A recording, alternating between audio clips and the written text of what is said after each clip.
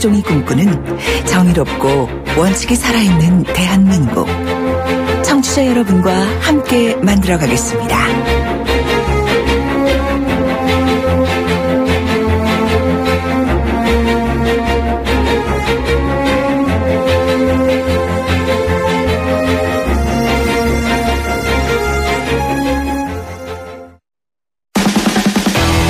돌려보고 비틀어보는 오늘의 이슈. 이종훈의 뉴스 측면 승부. 오늘의 핫 이슈 한 가지 돌려보고 비틀어봅니다. 뉴스를 곱게 안 보는 시사계의 측면 승부사 이종훈 박사 오셨습니다. 안녕하십니까? 네, 안녕하세요.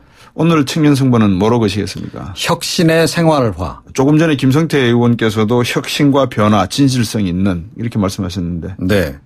4차 산업혁명을 하려고 하더라도 혁신의 생활화가 필요하다. 네. 이런 얘기 많이 하죠. 그러죠. 그런데 요즘 뭐 기업보다 이 정당들이 네. 더 혁신의 생활화를 지금 앞장서서 지금 실천하는 게 아닌가 이런 생각이 좀 듭니다. 정당들이요? 예, 듣기에는 굉장히 그럴듯하죠. 예. 그렇죠? 보통은 이제 뭐 선거에 패하거나 예. 뭐 이렇게 찻대기 사건 같은 이런 대형 악재가 터지거나 이러면 이제 비대위를 만들고 뭐 혁신위를 그렇죠. 만들고 혁신을 하고 뭐 이러잖아요. 네. 그런데 이번 같은 경우에는 더불어민주당이 네. 선거에도 이겼는데 예. 혁신을 추진하겠다라고 합니다. 네. 예. 왜요? 그러니까 이제 뭐 여러 가지 의도가 좀 있을 것으로 보이는데 예. 일단 듣기에는 그럴듯합니다. 예. 혁신위원장은 그럼 누구로 했습니까? 최재성 의원으로 내정을. 최재성 의원 왜요? 최재성 의원이 혁신할 수 있는 분이라 적임자입니까? 그렇게 뭐 추미애 대표가 일단 판단을 내린 것 같습니다. 예. 예. 그래서 8월 하순 정도에 당의 혁신 기구를 만들겠다. 그리고 100년 정당 구성을 하겠다. 당 역량 강화 방안을 그래서 만들려고 하는 것이고, 예. 이 삼선의 최재성 전 의원을 이제 일단 내정을 한 겁니다. 어휴, 군기반장이시잖아요, 이분. 그러니까요. 뭐 책상 위를 막 뛰어 올라다니고 하시는. 네. 그 활약상을 우리가. 예. 익히 알고 있죠. 잘 알고 계시죠, 그죠? 예, 공중부양도 하시고. 예. 부양까지는 아니지만 하여튼 비슷하게. 예. 뭐 그러니까 공중부양은 뭐 강기갑 전 의원만 한 분이 계시겠습니까? 예, 그런데 이 추 대표가 가까운 김민석 민주연구원장하고 예.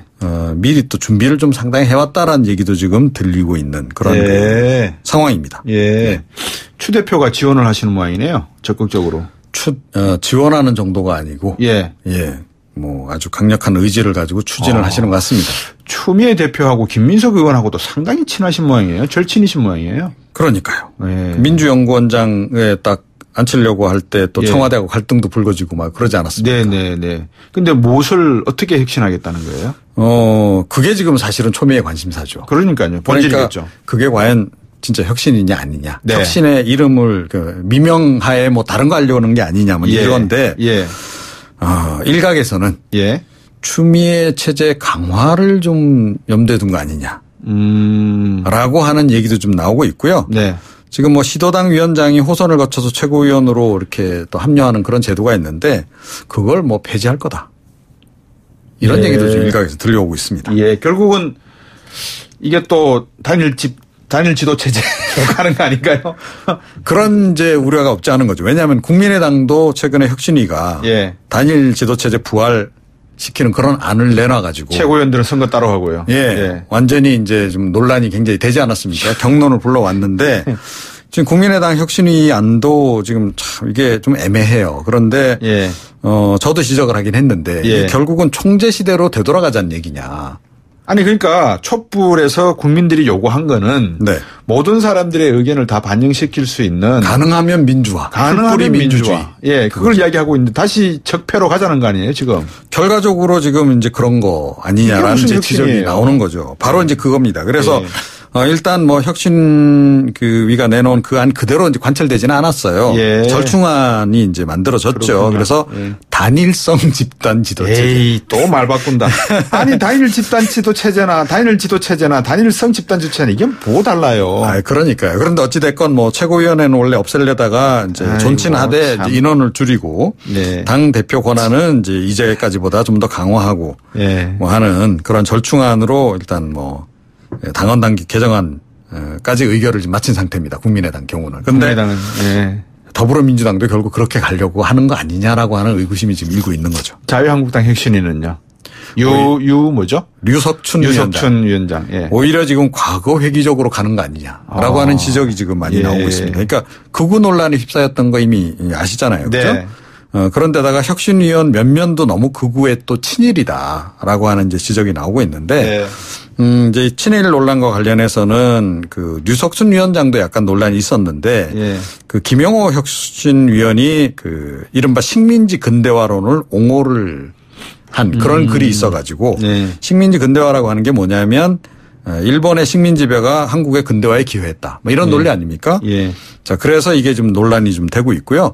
또 최연소 혁신위원이 한 명 있어요. 여명이라고. 여명 혁신위원이 26살인데 태극기 집회에 적극적으로 참여하면서 탄핵 찬성받으에 대해서 개 XX라고 하는 표현까지 썼던 그래서 이것도 지금 굉장히 논란이 되고 있는 그런 상황입니다. 혁신이 어떻게 좀 이상하게 좀 엉뚱한 데로 가는 것 같죠? 그러니까요. 이게 혁신이라면 저 같은 경우도 이런 혁신을 이루려고 제가 촛불 집회에 나갔나라는 생각이 들거든요. 국민들이나 또 이 당의 그 일반 당원들, 평당원들은 충분히 그런 생각을 할 수 있죠. 아니 이게 어떻게 혁신이라고 이야기할 수 있겠습니까? 그러니까요. 계속 이런 식이면 사실은 이제 혁신의 그 사전적 의미가 바뀌어야 되는 거죠. 국민들이 안 무서우신가 봐요.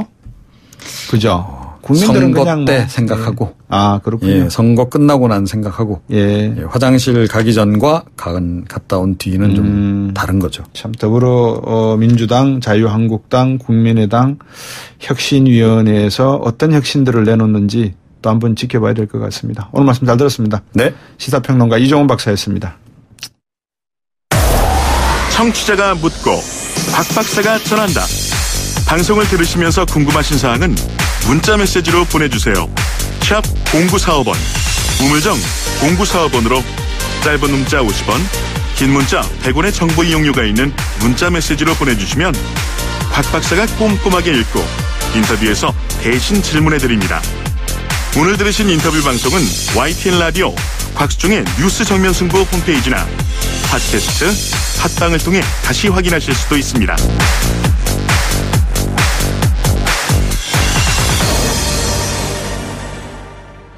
하루가 멀다 하고 프랜차이즈 업체 가맹점들의 갑질 피해 사례들이 쏟아져 나오고 있습니다. 마치 막혔던 본물이 막 터져 나오는 그런 형국인데요.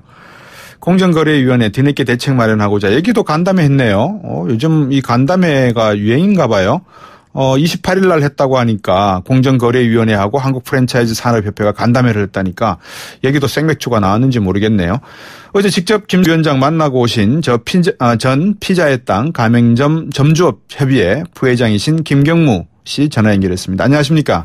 네, 안녕하십니까? 네. 피자의 땅 전 가맹점주협회 부회장 김경무라고 합니다. 예.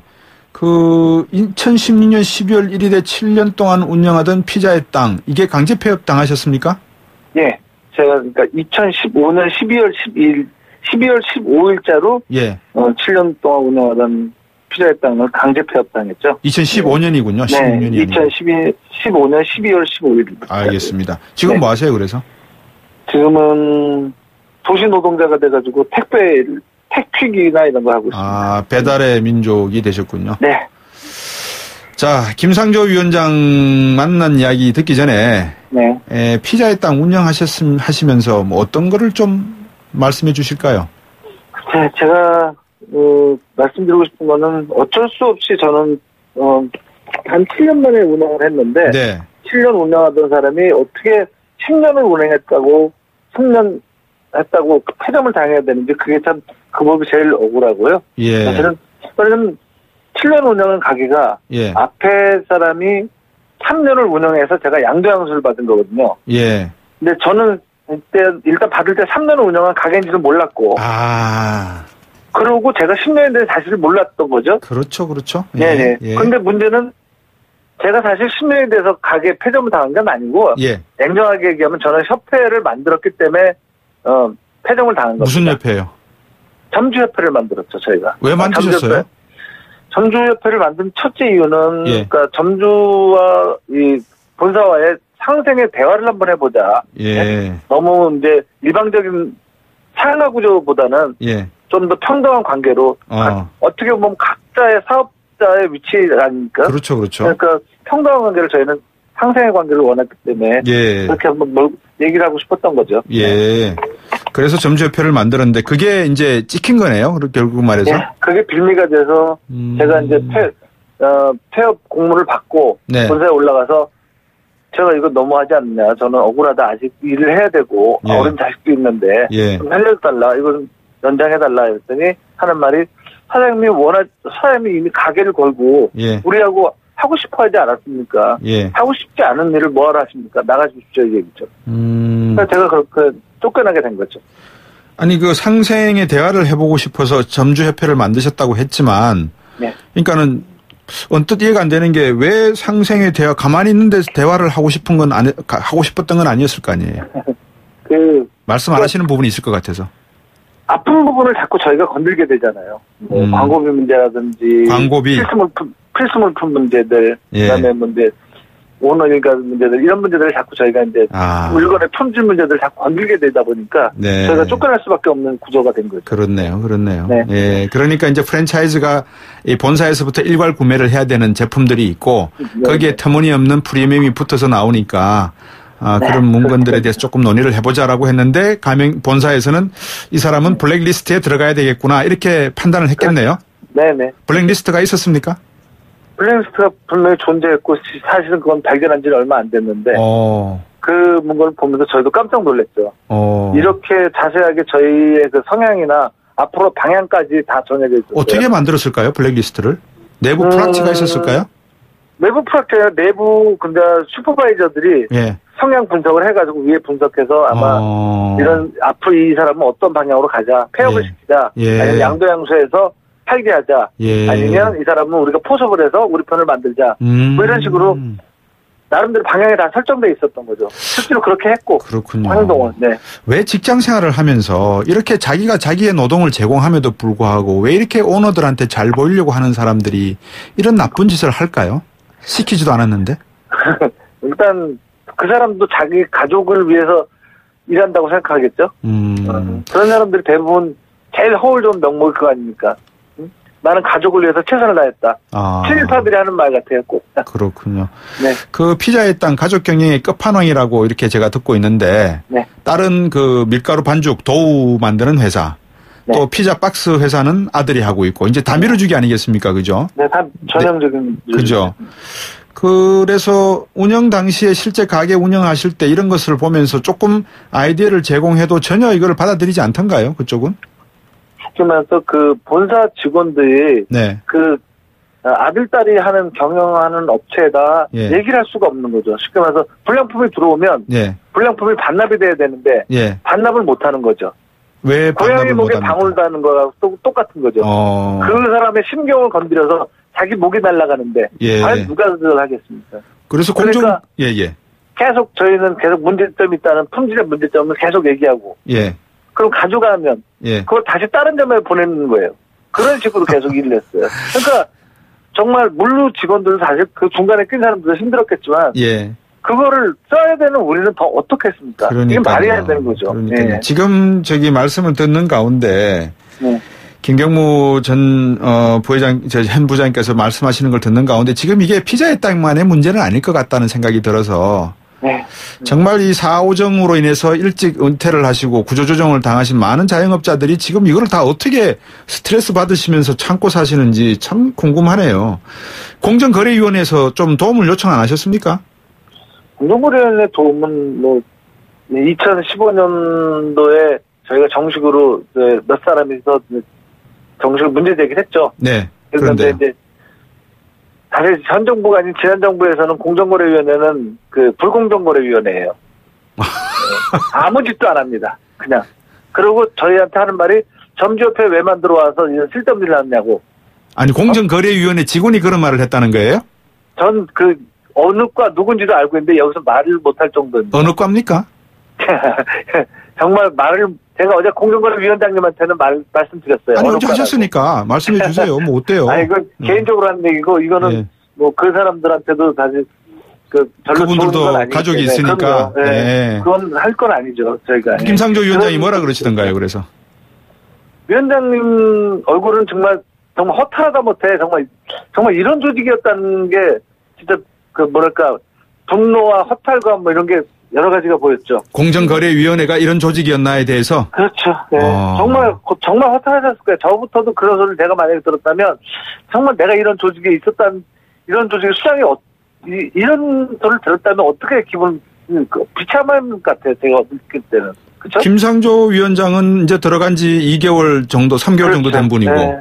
거기에 있는 공무원들은 수십 년 근무한 공무원들인데 우리 김경무 부회장께서 그 말씀 하시고 뭐 조금 기분은 풀릴지 모르겠지만 개선될까요? 그런 생각은 해보셨어요? 위원장님이 어제도 말씀하셨지만 분명히 문제점이 있는 것을 앞으로도 계속 전진해서 고치겠다. 분명하게 그리고 특히 점주협회 설립 방해나 이런 문제는 심각한 문제이기 때문에 앞장서서 나서시겠다고 분명히 저희한테 약속을 하셨어요. 그러니까 아마 좀 많이 낮을 거라고 저희는 봅니다. 네. 그 가맹점주 입장에서 현실적으로 딱 봤을 때 어떤 부분을 공정거래위원회가 딱 짚어야지만 이거는 정을 들고 큰 바위를 한번 딱 때렸을 때 바위가 쩍 갈라진다 이런 표현을 할 수 있을까요? 어떤 부분을 때려야 됩니까? 본사의 갑질의 최고 정점은 마음대로 폐업을 시킬 수 있다는 거죠. 그럼 마음대로 폐업을 시킬 수 있는 본사의 힘은 그건 무소불이죠. 그렇네요. 예. 저희는 몇 억씩 아니면 작게는 몇 천부터 크게는 몇 억씩 투자해서 가맹점을 하지 않습니까? 예. 그럼 10년 만에 나가라. 아니면 내 말을 안 듣기 때문에 너 나가라.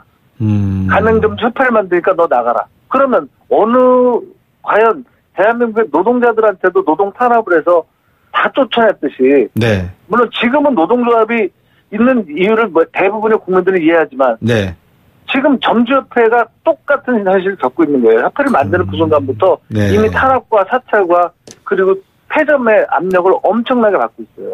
그러니까 누가 과연 점주협회를 만들겠습니까? 그러니까 그게 가장 무서운 거죠. 지금 말씀을 듣고 보니까 지금 자영업 하시는 분들이 말입니다. 본사에서 받는 스트레스에다가 임대 사업하고 계시는 건물 주인한테 또 받는 스트레스에다가 종업원들 최저임금 또 10,000원 올리라 그랬잖아요. 이거 어떻게 해요? 그러니까 지금 가맹점들이 사실 가장 무서운 거는 과연 내가 이 사업을 오늘 하고 말 거냐 내일 하고 말 거냐 그러니까 하루하루가 사실은 이미 그 단두대에 올라가 있는 심정으로 일하는 거예요. 거기다 배달까지 해가면서 내가 오토바이를 타면서 배달하는 그런 점주들은 오죽하겠어요. 그러니까요. 차에 깔려 죽을 것이냐 아니면 이 모든 나머지 사회적 환경에 깔려 죽냐는 얼마 안 남은 심정이에요. 저희가. 사회가 만든 제도에 깔려 죽을 것인가 길바닥에서 오토바이에 다른 차에 치여서 깔려 죽을 것인가. 야 이거는 정말 끔찍한 이야기지만 절절한 말씀이네요. 충분한 방송 시간 동안에 조금 의견이 됐는지는 모르겠습니다만 하여튼 오늘 전화 연결해 주셔서 감사하고요. 좋은 일 많기를 바라겠습니다. 감사합니다. 감사합니다. 김경무 전 피자의 땅 가맹주 협의회 부회장이었습니다. 7시 뉴스 듣고 3부로 오겠습니다.